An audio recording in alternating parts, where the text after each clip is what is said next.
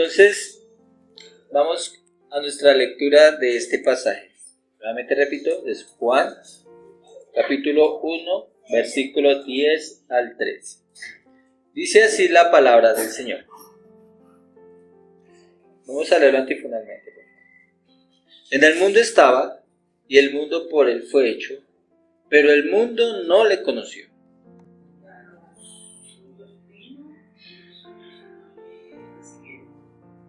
Mas a todos los que le recibieron, a los que creen en su nombre, les dio potestad de ser hechos hijos de Dios. Los cuales no son declarados de sangre ni de voluntad de carne, ni de voluntad de varón, sino de Dios. Amén.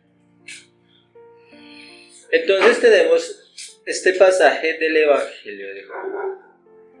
Juan, haciendo como una recopilación, ¿cierto?, de las cosas que hemos venido hablando, ¿cierto?, de este Evangelio, ha hablado del Verbo, que es Cristo, de su condición de Dios, ha hablado de su poder de luz contra las tinieblas. Recordemos que la luz vino y las tinieblas no prevalecieron contra ella. También habló al respecto del testimonio de Juan el Bautista al respecto de Cristo como el Verbo, pero ahora en la calidad de que se ha humanado o ha tomado forma de hombre. Cristo no llegó al mundo o fue hecho en su nacimiento. Cristo era antes, eso es lo que está diciendo Juan, era antes, siempre ha estado antes, pero se encarnó como hombre. Recordamos toda la historia de la anunciación a la Virgen María sobre el santo ser que era antes, que se encarnaba a través de ella. Bien, y hasta donde hemos visto, Juan ha terminado, ¿cierto? Juan el apóstol ha terminado con que el Verbo que era Dios se humanó, y de esa manera había venido o llegado a este mundo. Estamos hablando de la persona de Cristo. ¿Por qué es importante la persona de Cristo? Porque el personaje central del Evangelio es Cristo, ¿cierto?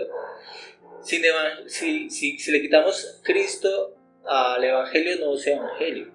Y ese Evangelio por lo que es Cristo. Ese Evangelio y sus logros es porque Él es Hijo de Dios o Dios. Los logros que tenemos nosotros, la salvación que tenemos, es por Jesucristo ser Dios, o ese Verbo que se humana y hace toda la obra que el Evangelio cuenta. Es por eso que es Evangelio. Bien. El Verbo Dios entonces ya está velado a los ojos de los hombres por una naturaleza humana.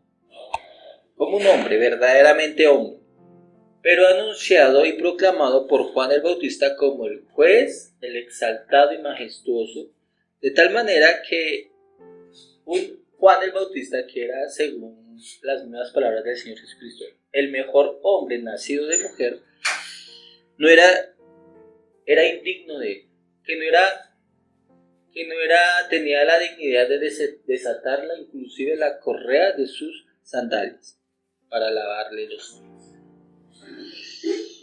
En los versículos que nos corresponde hoy, los versículos 10 al 13, Juan el apóstol, por lo que dice, pareciera que resumiera, o sea, es un resumen, es como si dijera, es como un prólogo, ¿cierto?, de la estancia del Verbo encarnado y sus efectos de esa persona en el mundo. Es como un prólogo, como si lo resumiera.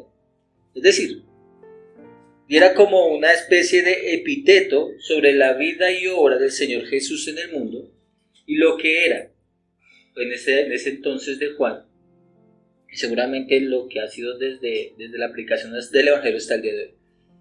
Entonces va a dar un epíteto de lo que es el Verbo encarnado en los días de su carne y desde la aplicación del Evangelio hasta sus días y hasta hoy. ¿Qué vamos a meditar hoy? Bueno, por este pasaje vamos a meditar los siguientes puntos. El primero, dice, el mundo que hizo el Verbo no le conoció. Eso lo tenemos en el versículo 10. Como segundo punto, y es que lo suyo no le recibió. Versículo 11. Como tercer punto, los del mundo y de los suyos, pues que estaban en el mundo, que le recibieron. porque hay unas personas del mundo que le reciben, ¿cierto? Los suyos. Y como versículo 12, el cuarto punto es el poder del Hijo en la voluntad de Dios, ¿cierto? La capacidad que tiene el Hijo de hacer la voluntad de Dios, versículo 13. Bueno, ¿qué aprenderemos de estos pasajes? Bueno, aprenderemos en primer lugar de este mundo, del mundo. Vamos a aprender del mundo, de lo que entendemos como mundo, la palabra mundo. Y ya vamos a aprender que no ha cambiado. Aprenderemos lo importante es sobre la actitud con que el Verbo de Dios se encarna y hace su obra a pesar de ese desconocimiento del mundo o esa humillación que le hace el mundo a él. Y aprenderemos del poder del Cristo en la vida de los que creen. El poder de Cristo en la vida de los que creen. Lo que llega a ser en ellos. Bien, entonces tenemos estos 4 puntos. Vamos a iniciar con nuestro primer punto, como les dije, y es que el mundo que hizo no le conoció. Ese es el versículo 10, dice. En el mundo estaba, y el mundo por él fue hecho, ahí está. Pero el mundo que no le conoció, ahí está. El Verbo encarnado estaba en la condición de hombre, ¿cierto? Velado a los ojos de los hombres, porque se había humanado. Y Juan da testimonio. Juan es un testigo acá. Cuenta a la iglesia lo que vio y presenció de la persona del Señor Jesús en el mundo. Como les dije, estos versículos es como un epíteto de la vida de Cristo cuando se encarnó. No simplemente se trata de que el mundo no se dio cuenta de la persona del Verbo porque estaba en la condición de hombre. No, sino que a pesar del testimonio de Juan el Bautista, sobre la luz que les hablaba al respecto a sus oyentes, a los que venían a escuchar a Juan el Bautista, él les decía que Cristo era la luz, ¿sí? Y que era la vida en esa persona que se encarnó, que es Cristo. El mundo que no le creyó. No le creyó. A pesar de que Juan señaló al Señor Jesús como el mayor en el reino de los cielos, el mundo no quiso conocerle. A pesar que una y otra vez, por medio de los poderes ejercidos, recordemos cuando el Señor Jesús hizo portentosas obras de sanidad o de multiplicación de panes o milagros extraordinarios, ¿cierto? Que se lo acreditaban al diablo, ¿cierto? A pesar de todas esas cosas, que esas señales apuntaban a la divinidad de Jesús como el Hijo de Dios, como Dios, el mundo que no le conoció o le desconoció, no le aceptó, voluntariamente no quisieron considerar.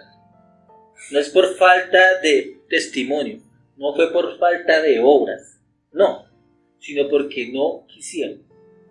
¿Sí? No es que el mundo o de la parte de Juan el Bautista o de Cristo o de los apóstoles, no es que no tuvieran la evidencia de mostrar de que Cristo es el Hijo de Dios, no, sino que tenían las suficientes evidencias y señales, pero el mundo voluntariamente que no quiso aceptar.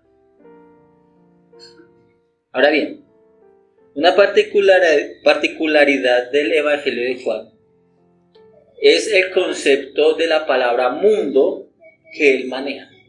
Juan maneja la palabra mundo muchas veces. Y a veces nosotros lo que debemos hacer es tratar de entender a qué Juan se refiere cuando menciona la palabra mundo, a qué está apuntando o a qué se está refiriendo.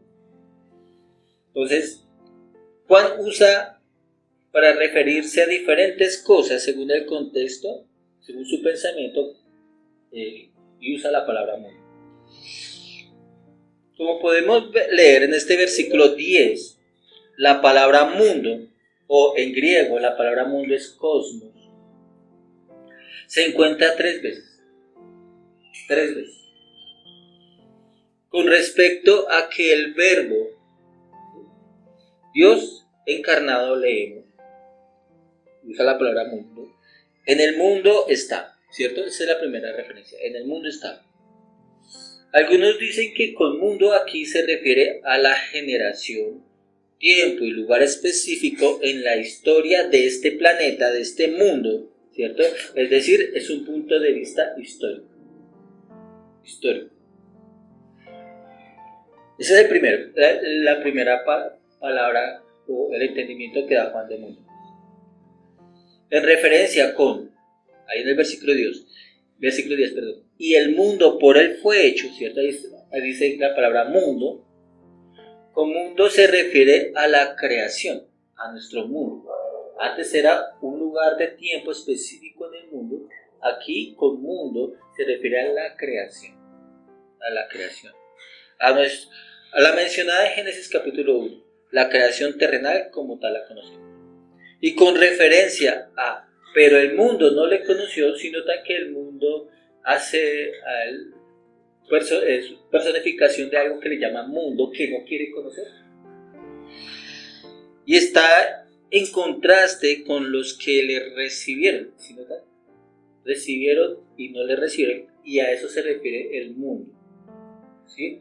Ahí se refiere a las personas, a las personas, ¿cierto? Unos que recibieron y otros que no recibieron, eso se refiere del versículo 11. Se está refiriendo a todos los rebeldes que le rechazan, ¿sí? Que obra a todo lo que un poder que obra en contra de Dios o de Jesús o del Evangelio, de la misma iglesia, lo que nosotros conocemos como el mundo. Nuestro vocabulario cristiano le llama el mundo, ¿cierto? Todo lo que se opone a Dios, el sistema que aborrece a Dios y que opera en contra de Dios, avivado por el mismo diablo. Y con respecto a estas tres referencias del mundo, la palabra griega es cosmos, de todas dicen cosas verdaderamente admirables estos versículos. Con respecto a que el Señor en el mundo estaba, es algo impresionante. Dios en la persona del Hijo se encarnó y estuvo en un tiempo y lugar específico en la historia. Es decir, Jesús fue un personaje histórico de este mundo. Pongan mucha atención, algunos dicen es que Jesús nunca existió. Jesús existió, tanto como existió Napoleón, como existió Aristóteles, como existió Sócrates, como existió Simón Bolívar, como existe su papá, como existe su mamá, como existió. Existió verdaderamente. El Verbo se encarnó y fue una persona como yo, histórica. Ahí está la historia, ¿cierto? Que la atestigua. Estamos en el año 2024 después de Cristo. Entonces es un personaje histórico, ¿cierto? Entonces, la eternidad, o sea, está diciendo, ¿cierto? Que el Hijo, que la persona del Hijo se encarnó y estuvo en un tiempo y lugar específico en la historia. Estuvo parado en este suelo, bajo este mismo sol, y todas las cosas que él hizo y llegaron a hacer fue por él.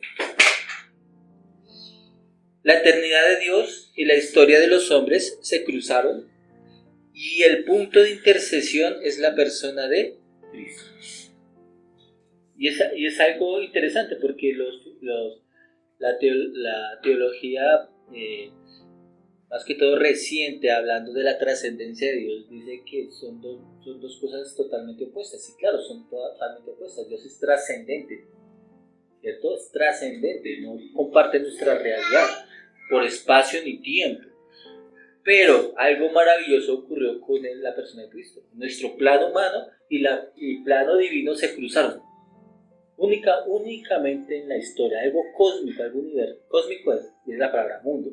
Algo cósmico, algo universal. Y es que se cruzaron en la persona de Cristo. Dios se hizo hombre. Estuvo bajo las leyes de este mundo, bajo las leyes físicas de este mundo. El Señor no levitaba, lo podía hacer, caminaba sobre el agua, pero Él estaba sujeto inclusive a las leyes que Él mismo creó. Él mismo se sometió voluntariamente a esas leyes. Son cosas impresionantes, ¿cierto? ¿Por qué? porque a veces son cosas que tratar de razonar y meditar son bastante profundas, muy altas. Pero así es. Sin embargo, miremos la historia y la línea de tiempo de los hombres. Y aunque lo que se conoce como cristianismo afectó el mundo y afectó a la historia, porque estamos en el 2024 antes de Cristo o después de Cristo, se cuentan las edades, eso nos afecta a nosotros, claro, porque si le dicen a usted, venga en el año 2025, venga y va a tener un viaje, ¿cierto? Eso lo tienen en cuenta a partir de ¿qué? Pues de la muerte de Cristo. Y le afecta en algo, sí, claro, pues no voy de viaje si no llego a esa fecha, ¿sí? Afecta, históricamente afecta, ¿sí?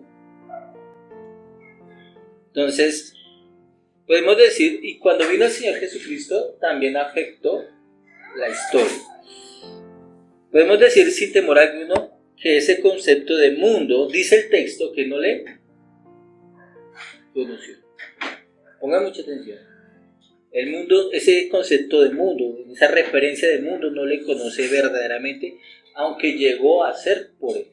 La historia llegó a ser porque Cristo, o Dios por medio de Cristo, creó el mundo, creó el tiempo, creó el espacio. ¿Quién? Cristo. Pero eso no le conoció. Con respecto a que el mundo donde estuvo encarnado el Hijo de Dios, por él fue hecho, también nos enseña cosas importantes.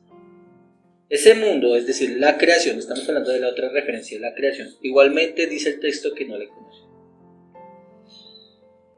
No le conoció en primer lugar debido a que su autor se volvió ¿qué? Como una ¿qué? A semejanza de una criatura. Pongan mucha atención. Es su autor, es como si el alfarero tomara semejanza del barro. Y no le conoció, la creación o este mundo no le conoció, precisamente porque tomó forma de criatura. Noten que se está hablando de un tema bastante complejo, ¿cierto? Es un tema bastante complejo, pero así lo presenta las Escrituras, ¿sí? Porque va a decir muchas cosas al respecto. El primero no le conoció, la primera referencia del mundo no le conoció, pero esta referencia del mundo, que es la creación, tampoco le conoció, ¿sí? Y no le conoció porque la creación estaba sujeta a vanidad, es decir, a maldición, según el apóstol Pablo en Romanos. Hubo una vez que la palabra, que es Cristo, hizo esta creación, y la creó de tal manera que vio Dios que lo que se había hecho era todo bueno, en gran manera. Milenios después, el Señor que formó este mundo visita su obra y la encuentra hecha a pedazos, oscura y maldita, de mal en peor por su pecado. Si pensamos un poco en ello, podemos darnos cuenta que el Señor, con hambre en el desierto, ninguna criatura se ofreció para que la comiera. El agua no saltaba a sus manos como por arte de magia, siendo Él el creador de esas cosas. Ninguna ave llegó diciendo, oh, esta mañana, por favor, me ofrezco para que almuerces o desayunes. No. Él tuvo que pescar, tuvo que ir al árbol y coger la fruta, ¿cierto? Aunque él las había hecho.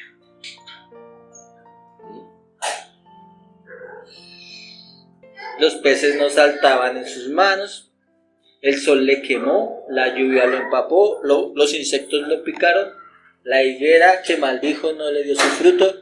Todo eso hizo con su autor. Este concepto de mundo no le conoció, también está diciendo. No le conoció.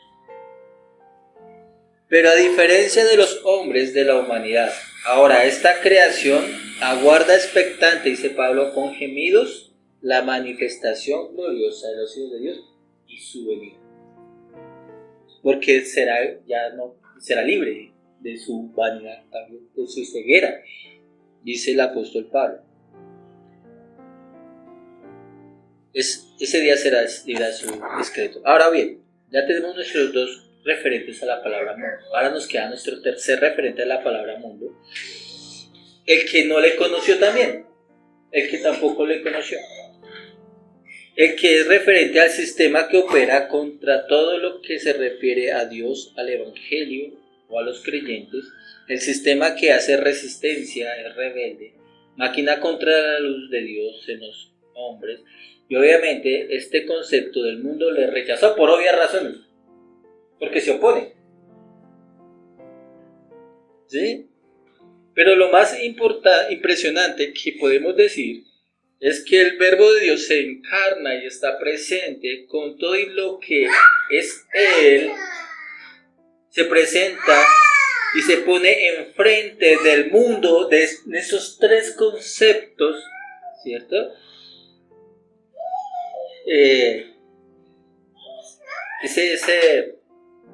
Esa gracia de Cristo, que a pesar de que no la quieran conocer, Él está ahí, ¿cierto? Él está ahí presente. Y con todo y hostil que puedan ser los primeros, es decir, los hombres, porque en esta creación vaya y venga, ¿cierto? Pero los hombres y los poderes que se rebelan o que están en contra de Dios, lo que nos debe admirar del Señor Jesús es que es vida y es luz en un mundo que no le conoce ni rechaza. Está ahí. Se manifiesta a todos los hombres del mundo en ese tercer concepto. A todos los hombres del mundo se les presenta.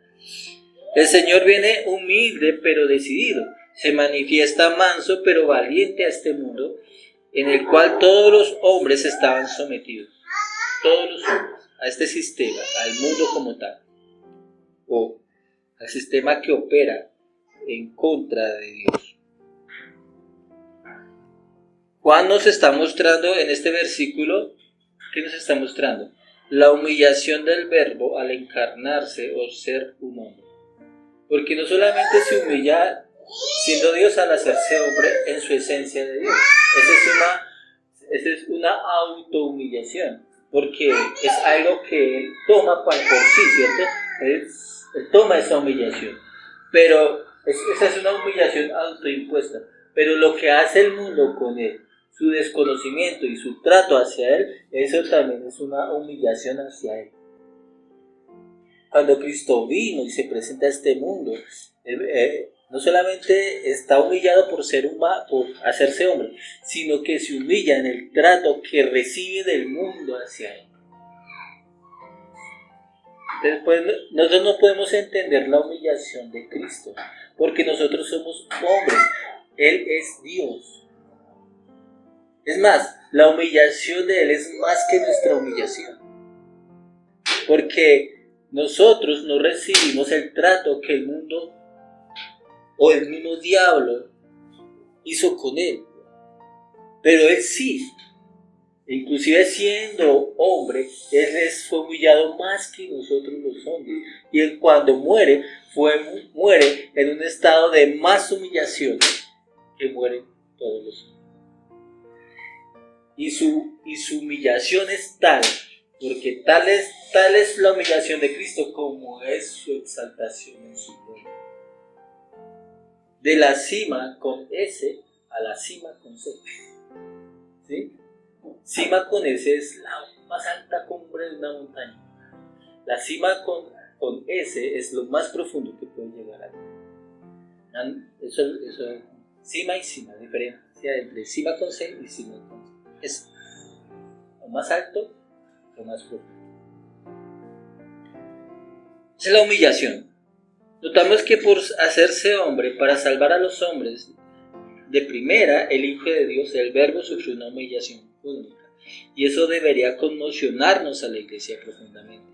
La Iglesia que de antemano conoció al Señor nos debería maravillar y dejar atónitos por lo que ha hecho por ti y por mí. Hombres y mujeres que una vez fuimos de ese sistema del mundo y que no le conocíamos y que le rechazáramos y que éramos enemigos de Él. pero ahora somos de los cielos. La encarnación fue por la iglesia, la humillación cósmica del Verbo fue por la iglesia. Y qué gran amor del de Cristo. Y Juan nos pone a considerar en este punto su evangelio lo siguiente: el mundo contra el Verbo de Dios encarnado. Y todo eso es así. Y si todo eso es así, entonces todas sus palabras, todas sus obras, toda su vida, dichas y obradas en este mundo, son para rescatar y dar libertad a hombres dentro de un mundo caído, de un mundo hostil a él que no le conoce. Un mundo que tú y yo éramos antes, o pertenecíamos antes, ¿cierto? Y que por el Evangelio llama a hombres de ese mundo a salir de allí. Bien, ya vimos nuestro primer punto. Ahora vamos a nuestro segundo punto. Dice, el mundo no le recibió. Versículo 11. A lo suyo vino y lo suyo no le recibieron. Con suyo también puede uno tratar de entender como mundo, porque lo hizo, como en su relación de creador. Pero esta palabra suyo no solamente se refiere a la parte de la creación, que vino a lo suyo. Esta simple oración es un más profundo de teología. Este versículo, teniendo presente el texto anterior, nos enseña no solamente que el Verbo encarnado, el Señor Jesús, vino al mundo y que recibió del mundo menosprecio, sino nos dice igualmente que a lo suyo vino. Notamos entonces que había algo de su propiedad en el mundo previamente. Y eso toca entender qué era lo suyo que había en el mundo. Porque con suyo del mundo es todo el mundo. Por creación. Pero había algo en el mundo que era suyo, que pertenecía no por creación, sino por otra cosa. ¿Cierto? Por otra cosa le pertenecía. Entonces, lo particular que leemos, ¿cierto?, es que eso suyo hacía parte del mundo, con todo el significado que hemos mencionado, en pecados, en maldad y en tinieblas. Pongan mucha atención. Algo suyo estaba en esa condición. Y a pesar de eso, algo difería entre los hombres del mundo y los hombres del mundo que eran suyos. ¿Sí notan? Algo difiere. Todos son hombres del mundo. Pero para el Señor hay algo diferente entre los hombres del mundo y los hombres del mundo que son suyos. Y claramente podemos entender que serían los escogidos, en primer lugar, la nación de Israel. Y los escogidos, ¿cierto? Los suyos que estaban en el mundo. Y todos sabemos, como dice la hermana, que con suyos específicamente se refiere en primera instancia al pueblo de Israel. Un pueblo sacado aparte del mundo, escogido de entre los pueblos del mundo por Jehová Dios. En el Antiguo Testamento se refiere a esa separación al llamar a Abraham, ¿cierto? Y este era lo único que difería de los unos con los otros. La escogencia de Dios. En el caso de Israel, nación en la que se manifestaría el Verbo encarnado, en que enseñaría el Verbo encarnado, una nación que Él hizo, y pongan atención, una nación que dice que era de su propiedad. La nación de Israel en primera instancia le pertenecía al Señor Jesús. No solamente por creación, sino por escogencia.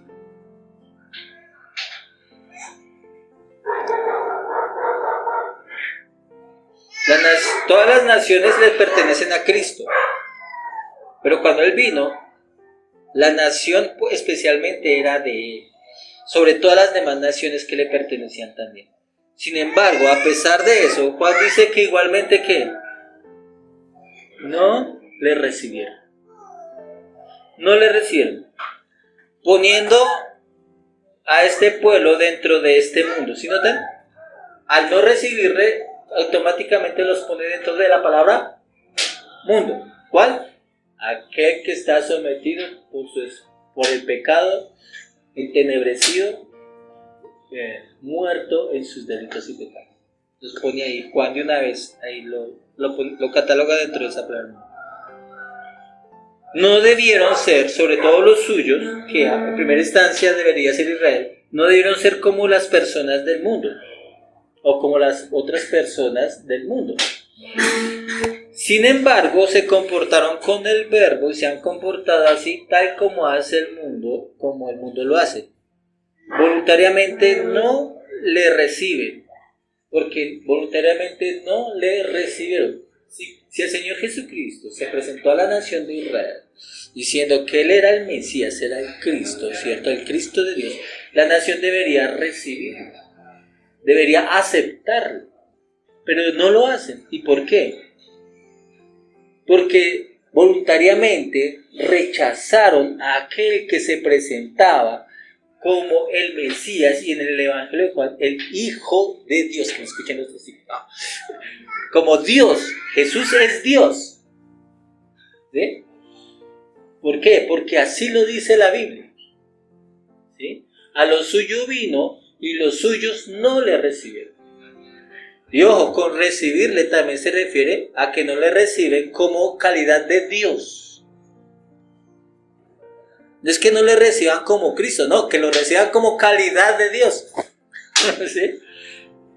Y eso es importante entenderlo, porque eso es lo que está escribiendo Juan. ¿Sí?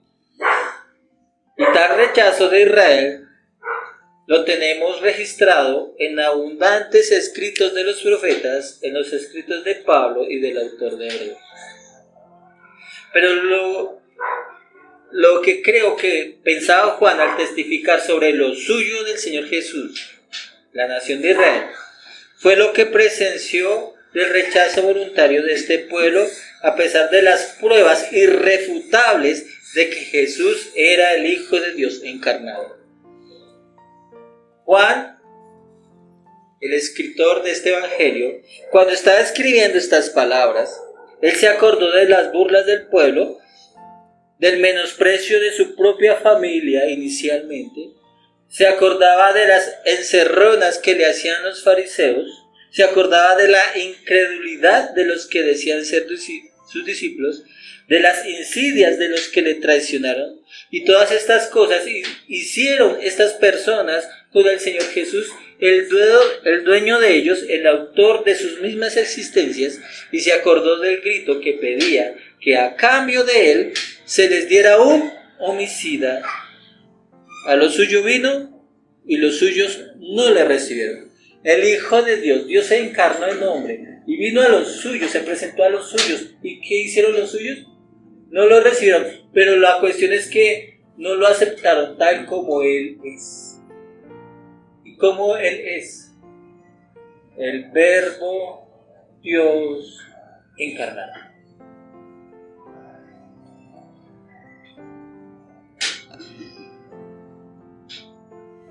Con esto podemos entender, como les decía, que el Verbo no solo se humanó, no solamente vino al mundo, sino que vino a su propiedad y resultó ser que lo suyo, al que vino, a lo suyo, resultó ser más perverso que las demás personas del mundo, porque donde hay más luz y donde se manifiesta el Verbo fue en Israel, ¿cierto? Y como dice más adelante el Señor Jesucristo en Mateo a los judíos, les dice que el castigo sobre Sodoma y Gomorra será más tolerable que para ellos, que para las ciudades de Corazín, de Betsaida, que habían visto sus señales, pero sin embargo habían sido incrédulas a él y a su mensaje. Por lo tanto, lo suyo del mundo, lo que resultó ser propiedad de él, que estaba en el mundo, que era la nación de Israel, vino a ser los peores de todos los hombres que estaban en el mundo, que les sobrepasaba inclusive la maldad y la ceguera y la muerte de las otras personas que no tuvieron esa gracia de tenerle a él. ¿Cierto? En otras palabras, lo suyo era lo más del mundo, pero lo más. A lo suyo vino y los suyos no lo recibieron. Podemos entender también que Jesús, el Verbo de Dios, vino a la nación de Israel, que era de su propiedad, en forma de un hombre. Sí, pero adicional a la forma de un hombre judío, como uno entre ellos. Sin embargo, como judío, inclusive los suyos no le trataron como judío. No, sino que lo trataron como alguien extraño. Lo trataron como un gentil y peor que un gentil. Recordemos que ellos, los mismos judíos, pensaban de el judío Jesús como el hijo de fornicación. Según sus pensamientos, María tuvo un amorío con un gentil romano, con un soldado romano, y que de ese producto nació Jesús. Es decir, ni como judío lo tenían. Le desconocían como descendencia de Abraham también. Imagínense la humillación de Cristo. Es que Cristo es humillado por todos lados, ¿cierto? Ni como persona es digno para los mismos hombres. Le trataron como endemoniado, le trataron como usurpador, le trataron como engañador. Eso significa que a lo suyo vino y lo suyo no le conoció o recibió. Del Señor Jesús, el Verbo de Dios, podemos meditar lo siguiente: que ya ha tenido una humillación muy cósmica. Solo el hecho de hacerse hombre, hemos meditado las implicaciones de esa humillación.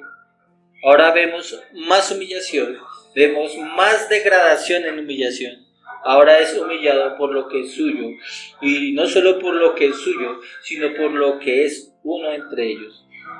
Las frases de David en el Salmo que dice: soy gusano y no un hombre, se cumple en el Verbo encarnado, estando en el mundo, y que ahora también está en lo suyo. Nosotros tenemos más dignidad que Cristo cuando se encarna.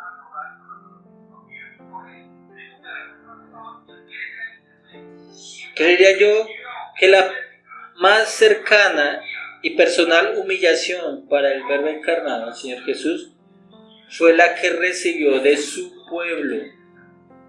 Porque una cosa es que lo humille el mundo, pero otra cosa es que lo humillen los suyos que están en el mundo. ¿Cierto?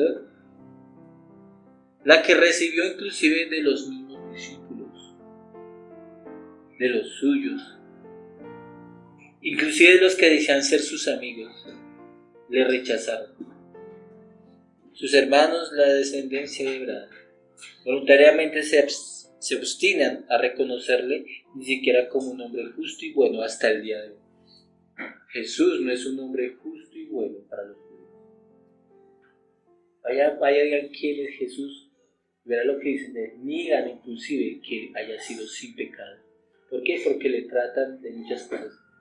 Pero cuando él estuvo entre ellos, dicen: ¿quién me puede señalar de algún pecado que yo hice?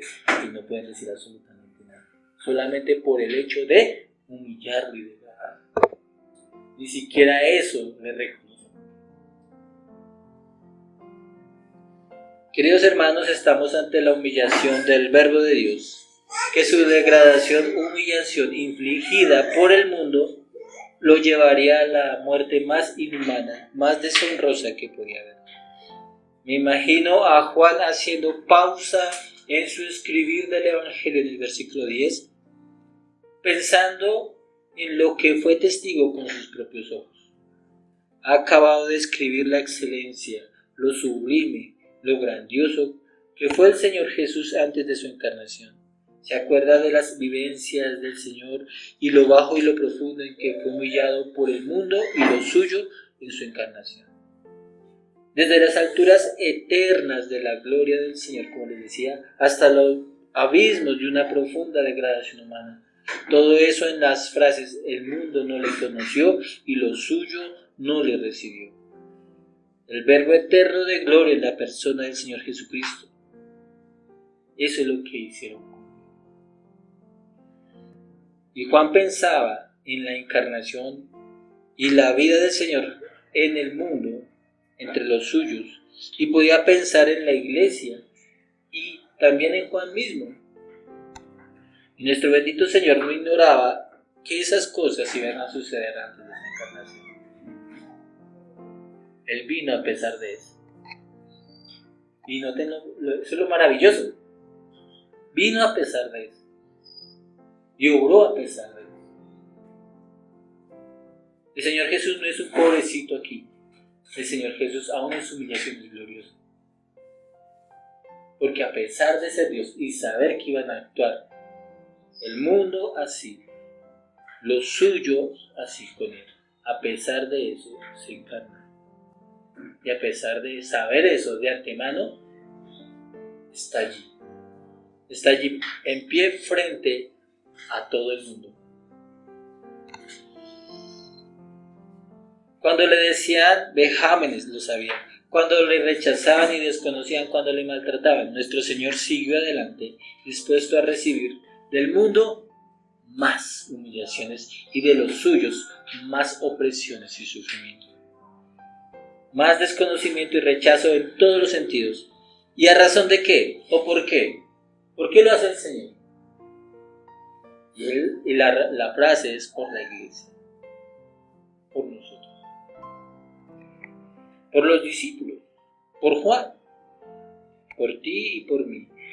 La vida del Señor Jesús en los días de su carne es una vida verdadera de humillaciones por parte del mundo y de la nación. Pero, ¿qué ha significado para la iglesia la humillación del bendito Señor en su paso por el mundo del cual vino? ¿Cuál ha sido el resultado de esa humillación? Nosotros podemos pensar, ¿cuál ha sido el resultado de lo que él hizo? Y escribo, es la letra de una canción de amores, escrita en vida de humillaciones de su Señor, entonada por el mismo Cristo Jesús, de gloria para su libertad, su paz, para su luz y para su vida. Las humillaciones del Verbo encarnado trajeron la exaltación de la iglesia y trajeron su gloria. Los sufrimientos, las humillaciones, el vejamen, ese desconocimiento que hizo del mundo, el trato tan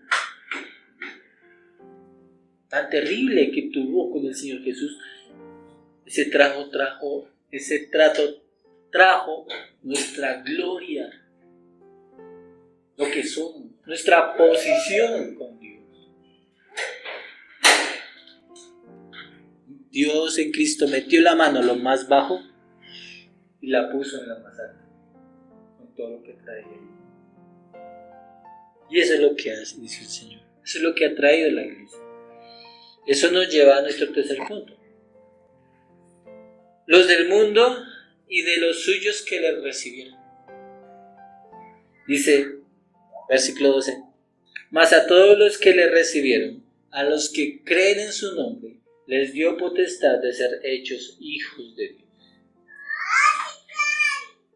Aquí está descrito el alcance del poder del Verbo humillado para todos los que creen en él.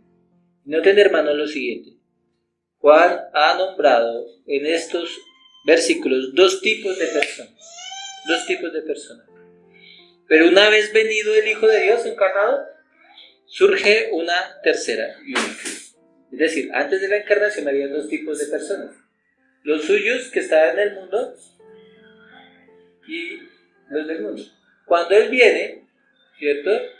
Surge otro grupo y ya elimina la diferencia que había entre los suyos del mundo y los del mundo. Porque los suyos del mundo era Israel, pero ellos fueron incrédulos, hacen parte ahora del mundo. Pero surge una tercera, ¿cierto? Ahí está. Y Juan ha hablado del mundo, luego ha hablado de los suyos, pero hay otro tipo. Y este tipo de personas son los que recibieron, los que creen en su nombre, los creyentes, los cristianos. Ese es el otro tipo de personas, por lo tanto ya solamente hay dos personas en el mundo. Los del mundo y los creyentes. No más. para el Señor. Solamente hay dos tipos de personas: los que creen y los que no creen, los discípulos y los que no lo son. Ahora, ¿cierto? La iglesia es lo suyo de Cristo en el mundo. Bien. Los hijos, ahí se les conoce como los hijos de luz y los hijos de las tinieblas, los vivos y los muertos.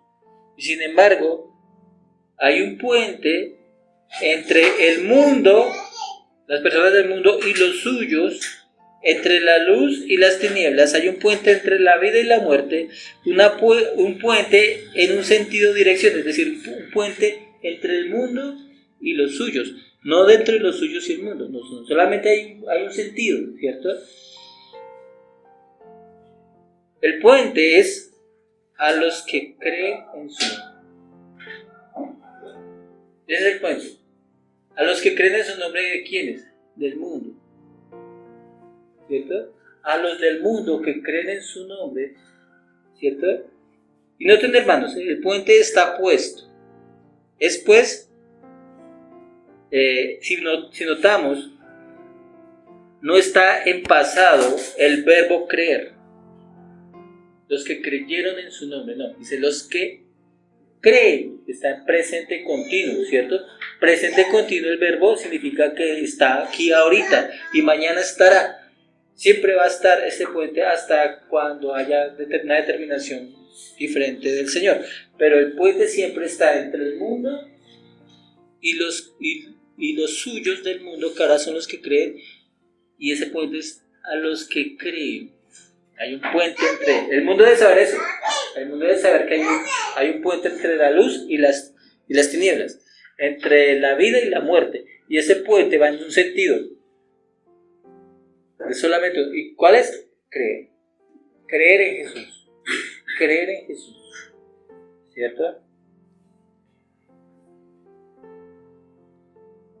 La única forma de pasar del mundo a lo que es de Cristo, aunque todo es del Señor, pero especialmente y voluntariamente, en verdadero reconocimiento, es por medio de creer en Él, de recibirle. ¿Y cómo se le debe recibir? A Cristo. ¿Cómo se le debe recibir? Según lo que hemos hablado. Hagamos, porque esta es la diferencia de un evangelio diferente al evangelio que plantea Juan. Los testigos de Jehová pasaron, ellos predican un evangelio diferente. Ellos piensan que todos son hijos de Dios y deben creer en la forma que ellos creen, pero la forma del Cristo de ellos. Pero Juan está diciendo otra cosa totalmente diferente. ¿Qué se debe creer de Cristo? Así es, hermano. Dice, no se debe creer únicamente como profeta, que es un buen profeta, o únicamente como el rey de Israel prometido a David, no, o únicamente como el maestro de Dios, y no es únicamente eso. Como en especial, ¿cierto? Como creen los testigos de Jehová, no, definitivamente no. ¿Cómo se le debe creer? Como dice el hermano, como Dios, verbo encarnado. ¿Cómo se debe creer? ¿Cómo se pasa de las tinieblas a la luz? Creyendo en Cristo como el Hijo de Dios. El Hijo de Dios encarnado que muere por el pecador. Cree en Jesús y será salvo, dice. Si creemos en Jesús, pero cuando decimos Jesús aquí en el Evangelio es el Hijo de Dios, es Dios que toma forma humana, que es la única manera para salvar a un hombre, porque el costo de la salvación de un hombre es muy alta, que un mismo hombre no lo podía haber tomado. Se necesitaría el costo mismo de la vida del Hijo de Dios para nuestra salvación. Y eso pone manifiesto que el Evangelio es por la calidad de la persona, o quién es la persona que muere en aquella cruz. No simplemente la obra que hace, son dos cosas. Es la obra que hace y la persona que muere lo que da salvación. La gente dice, ponga su mirada ahí, Jesús, ¿cierto? Porque Jesús, quien hace esa obra, es lo que da salvación a las personas. No solamente lo que hace, Si nos aferramos a lo que hace, pero no a la persona quien es, estamos quitándole al Evangelio. Quitándole lo que sostiene la salvación de los hombres. ¿Quién es Jesús? ¿Quién es Jesús? ¿Cierto? Un Dios en condición de hombre humillado que se humilla de tal forma hasta morir en la cruz para salvación por tus pecados, por tu mundanalidad. Si crees que Cristo es un buen ejemplo, eso no te hace pasar del mundo a los suyos. Si crees que es un excelente rabí único, eso no te hace pasar del mundo a los suyos. Si crees que es un buen médico y un buen obrador de milagros, eso no te hace pasar del mundo a los suyos. La única forma de pasar del mundo, un mundo gentil o judío, para hacer del pueblo de Dios, que es la iglesia, los que pertenecen a Cristo y a Dios, es creyendo en Cristo como el Verbo de Dios encarnado en estado de humillación para salvación. Y Juan es así que lo da a entender. Eso es recibirle y eso significa creer en él. Juan continúa diciendo que el Verbo encarnado, ese Verbo humillado por el mundo, ese Verbo humillado por los suyos, ese Verbo humillado cósmicamente, al encarnarse en aquellos que creen en él, que le reciben, el Señor tiene el poder de hacerles hijos de Dios. Hijos de Dios. El motivo de venir a un mundo que le desconocería y que le menospreciaría, el motivo fue de hacer a todo quien cree en él un hijo de Dios. Ese fue el motivo. El Hijo de Dios viene para que tú seas un ¿qué? Un hijo de Dios. Pero no como él. Él es por generación. Él es porque él es Dios. Él es hijo de Dios, que es un título divino. Tú eres hijo de Dios por adopción. Te hace, te convierte. Parte de su familia. Familia de Dios. No como Cristo. Porque hay teologías que dicen que somos hijos de Dios y por eso tenemos poder en la palabra, poder para crear si decimos cosas. Eso no es ser hijo de Dios, o en ese sentido. Nuestra palabra, mínimo lo que puede hacer es traernos un ojo morado si le decimos algo a los prójimos. O pasar una necesidad cuando decimos no a un trabajo. Eso es lo único que poder que tenemos nosotros, pero como tal, como hijos de Dios, no. Por adopción. ¿Cierto? Eso es lo que hace. Entonces,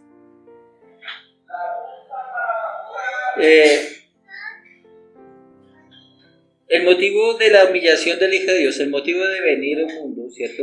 Es para quien cree en él, lo hace un hijo, y luego digo, un hijo con minúscula de Dios. De Dios en mayúscula, ¿no? Hijo en minúscula. El Verbo no estima ser igual a Dios. Se encarna en hombre para que hombres sean hechos hijos de Dios. ¿Cierto? No. Eso enseña Juan. Porque si leímos bien el español de la versión de las escrituras que tenemos, que es fiel al idioma original, dice que el Hijo de Dios hace de personas del mundo hijos de Dios. Es decir, usando la fraseología misma de las escrituras, hijos de Dios por adopción, no por generación. Generar es procreación. No, lo hace por adopción. Todos somos hijos de Dios adoptados. Por eso las personas dicen, ¿es que todo el mundo no es hijo de Dios? No. Juan está diciendo, no, qué pena. En ese sentido podríamos pensar, hijos de Dios es relacionable a que Él es nuestro creador. Y todos serían hijos de Dios, inclusive como hemos hablado antes, hasta el perro sería creación de Dios en ese sentido, pero no es hijo de Dios. Si fuésemos hijos de Dios por creación, hasta las plantas serían hijos de Dios, las montañas serían hijos de Dios, la luna y el sol serían hijos de Dios. Pues las personas piensan que son hijos de Dios porque Dios los creó. No.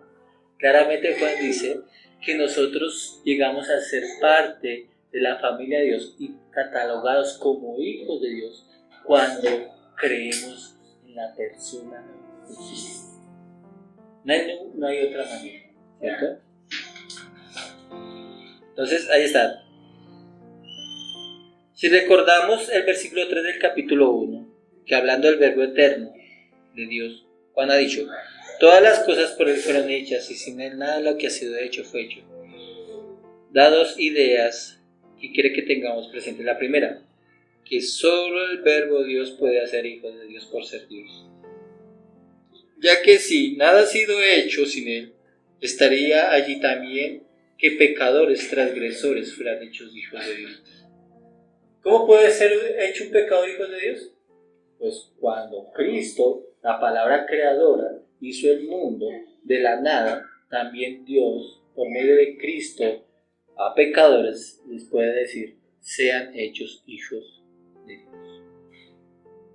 Y se despliega un poder. ¿Cuál es ese poder? El poder de Cristo, su encarnación y su obra.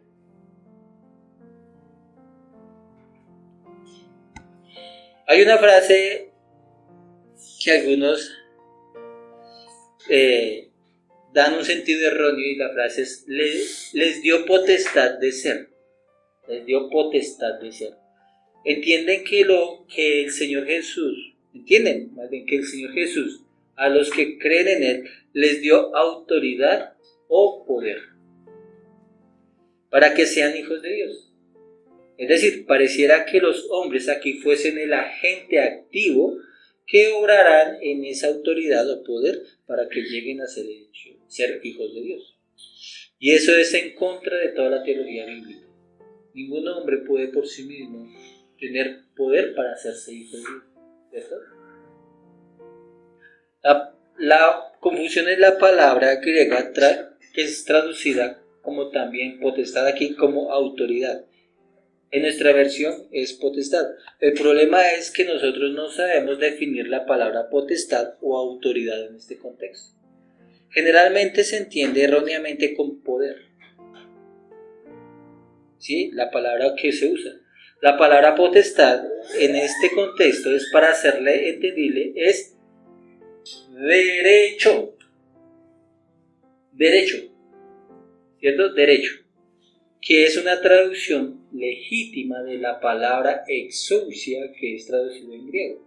Significa que los que creen en el Señor Jesús como Dios encarnado en humillación, Cristo les otorga el derecho, les da la potestad de su obra creadora en ellos. Es decir, el Señor Jesús es el agente activo, pues es el que ejerce la acción de dar, es decir, de pasarlos de ser hijos de ira a ser hijos de Dios.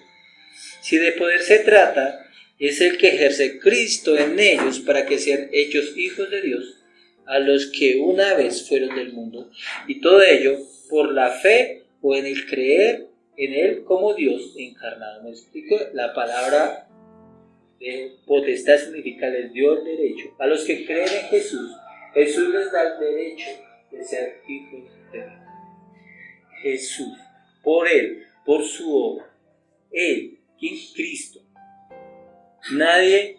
Nosotros somos coherederos con Cristo, es decir, son palabras que usa Pablo para dar a entender que nosotros gozamos los mismos derechos de Cristo, porque Él no los otorgó. Él no los otorgó, porque nosotros no teníamos nada que ver, o Dios no tenía nada que ver con nosotros, pero por Cristo ser hijo de Dios, nosotros tenemos sus derechos porque no los cedió a nosotros, a los que creen en Él, a los que Él es su rey, su cabeza. El versículo siguiente lo aclara: mas no es obra de hombre, como ustedes pueden leer más abajito, o es por el poder de Dios. Esa es la segunda idea que trataremos en el punto final. La mayoría de las personas dicen que todos los hombres, eso ya lo leí, y eso no es cierto según la palabra, ¿cierto? No existen hijos de Dios per se o por sí mismos, ¿cierto? Somos por filiación. Hasta el diablo sería hijo de Dios si fuese por creación. Pero únicamente es el Hijo de Dios que otorga filiación entre el hombre y Dios por su encarnación y humillación. Nadie que no crea en la persona del Señor Jesús tiene el derecho de llamarse hijo de Dios. Pongan mucha atención. Nadie que crea en Jesús tiene el derecho de decir yo soy hijo de Dios. Nadie que crea en Jesús como Dios, porque hay personas, como vamos a ver en Juan, que hay diferentes tipos de fe en Jesucristo, de todas menos la salvífica, menos la que hace pasar a hombres a ser hechos hijos de Dios. Porque pensar en Cristo como un buen maestro, eso no le da una autoridad de ser hecho hijo de Dios. Como hemos sido recalca el Evangelio, es creer en Jesús como Dios, como hijo de Dios, no como un buen maestro.